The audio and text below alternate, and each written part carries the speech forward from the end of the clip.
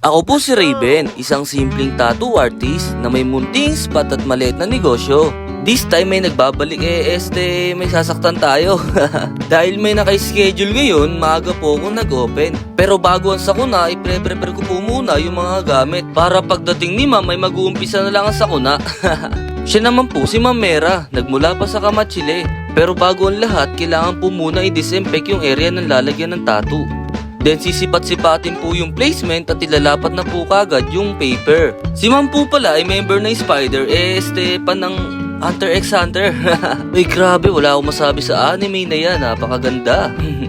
So sa parting to, ginagawa ko na po yung design, dinadahan-dahan ko lang po para talagang unique. Kasi po, mas better na tiyagain o kaysa madaliin. At sa parting to, patapos na tayo, nag-peace out na ako dyan.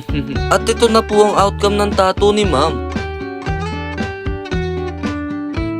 So another day, another satisfied client. Kaya ikaw kung gusto rin makaranas ng sakuna, message mo lang ako sa aking social media account. Please like and share. Keep safe.